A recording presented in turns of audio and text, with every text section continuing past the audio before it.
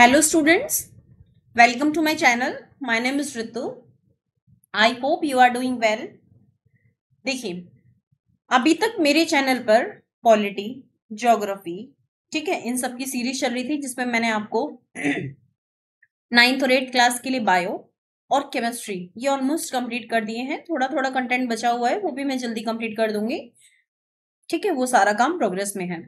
आज मैं स्टार्ट करने जा रही हूँ क्लास 10th के लिए केमिस्ट्री, जो कि है लक्ष्मी, जो एस चांद की बुक्स हैं। अब मैं उनकी सीरीज स्टार्ट कर रही हूँ। ठीक है, ये क्लास 10th के लिए है।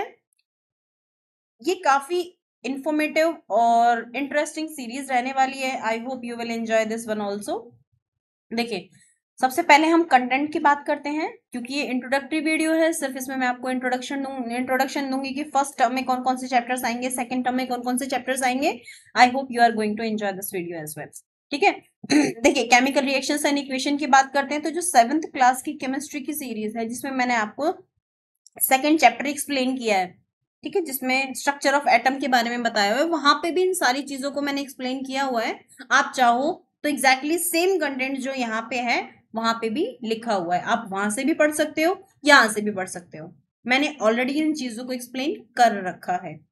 फर्स्ट में बात करें तो चैप्टर नंबर 1 जो कि केमिकल रिएक्शन एंड इक्वेशंस है, ये आता है। सेकेंड चैप्टर में बात करें तो एसिड बेस एंड सॉल्ट, ये आता है, काफी इंपॉर्टेंट भी है एंड इंफॉर्मेटिव भी है। Next is metals and non metals.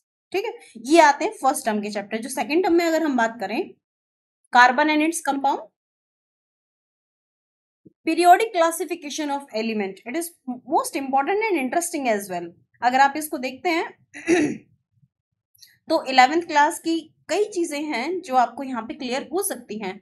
Well, चलिए शुरू करते हैं lesson number 1, that is chemical reaction and equation. देखिए, सबसे पहले हम बात करते हैं केमिकल चेंजेस की। जब आप केमिकल चेंजेस आपके चारों तरफ एनवायरमेंट में देखते हो तो 2 टाइप के चेंजेस आपको देखने को मिलते हैं, chemical changes and physical changes. When you talk about chemical changes and equation, chemical change को आप शॉर्ट एंड नोटेशन में जब आप एक्सप्रेस करते हो, that is known as chemical reaction. Chemical reaction की बात करें तो उसमें हमेशा न्यू सब्सटेंस बन सकता है। वो हमेशा ऐसा नहीं है कि एक ही सब्सटेंस बनेगा, एक से ज्यादा भी बन सकते हैं। डन। तो केमिकल रिएक्शन क्या होता है? केमिकल रिएक्शन केमिकल चेंज की प्रोसेस होती है जिसको आप शॉर्टेस्ट नोटेशन में लिखते हो। डन। देखिए, केमिकल चेंज में अगर हम बात करें, केमिकल रिएक्शन में हम अगर बात करें तो हमेशा एलिमेंट पार्टिसिपेट करेंगे, वो एटम्स पार्टिसिपेट करेंगे एलिमेंट के। ठीक है, वो एक फॉर्म से दूसरे फॉर्म में चेंज हो सकते हैं। फॉर्म इन द सेंस कि एक सब्सटेंस से दूसरे सब्सटेंस में चेंज हो सकते हैं। लेकिन एक चीज याद रखिए, ऐसा नहीं है कि एक एलिमेंट दूसरे एलिमेंट में चेंज हो जाएगा। कहने का मतलब ये है कि अगर रिएक्शन में N पार्टिसिपेट कर रहा है, नाइट्रोजन पार्टिसिपेट कर रहा है, तो रिएक्शन के बाद भी वो नाइट्रोजन ही रहेगा। ऐसा नहीं है कि वो नाइट्रोजन के अलावा मान लीजिए वो ऑक्सीजन में कन्वर्ट हो जाएगा या किसी और एलिमेंट में कन्वर्ट हो जाएगा। डन। रहेगा वो नाइट्रोजन ही, लेकिन उसका जो सब्सटेंस है वो जिसके साथ अटैच्ड था, कंबाइंड था, वो चेंज हो जाएंगे। डन। अब देखिए, जब आप केमिकल रिएक्शन की बात कर रहे हो, केमिकल रिएक्शन में जो जो सब्सटेंस पार्टिसिपेट करते हैं उनको हम बोलते हैं रिएक्टेंट्स, और रिएक्शन करने के बाद जो कुछ भी बनेगा उसको हम बोलेंगे प्रोडक्ट। ठीक है, यहाँ पे जो भी लिखे रहते हैं ये आपके अक्सर कैटलिस्ट या फिर रिएक्शन के लिए जिन जिन चीजों की जरूरत होती है वही सारी चीजें यहाँ पे लिखी होती है। Done. I hope it is clear. इस पैराग्राफ को मुझे पढ़ने की जरूरत नहीं है। Still if you want to teach me then write down in comment section, I will definitely going to read this line by line.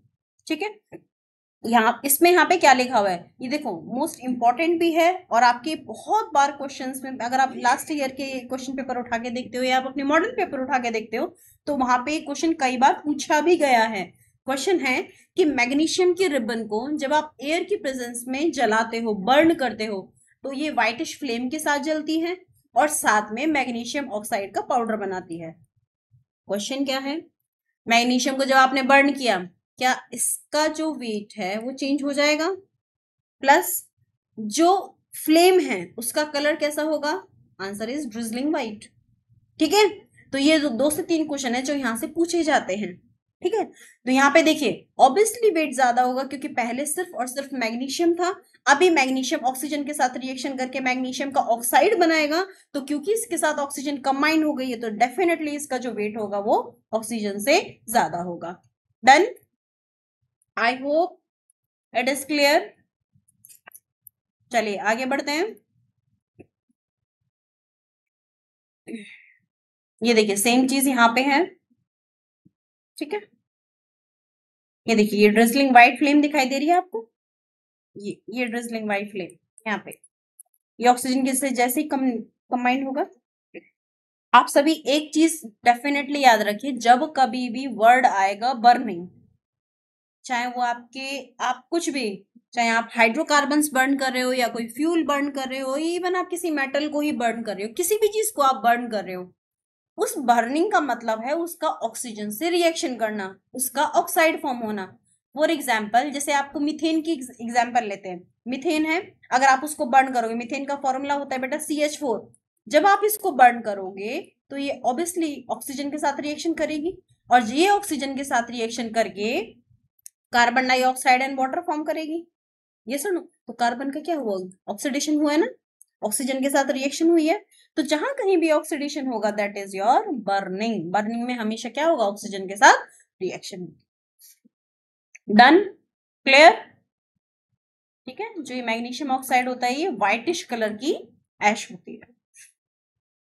I hope it is clear. यहाँ पे आपको कुछ एग्जाम्पल्स दिए हुए हैं कि केमिकल चेंज क्या क्या होता है। For example soaring of milk, दूध का फटना जो ड्यूरिंग समर सीजन आप देखते हो, फॉर्मेशन ऑफ कर्ड, कर्ड का फॉर्मेशन होना, फूड का कुक होना, डाइजेशन होना बॉडी में, ठीक है, रेस्पिरेशन होना, burning of fuel, ripening of fruit, ठीक है, even burning of candle wax. यहाँ पे मैंने मेल्टिंग ऑफ कैंडल वैक्स नहीं कहा है, मैंने यहाँ पे कहा है बर्निंग ऑफ कैंडल वैक्स।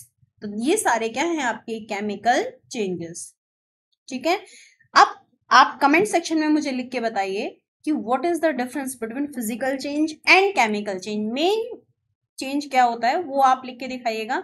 अगर आप ऐसा लिखते हैं तो मैं समझूंगी कि हाँ आप वीडियोस को फॉलो कर रहे हैं, ठीक है, और आपको ये वीडियोस पसंद आ रहे हैं। Still you face any doubt, write down in comment section. I'm definitely going to answer that. Okay? Thank you. Have a nice day.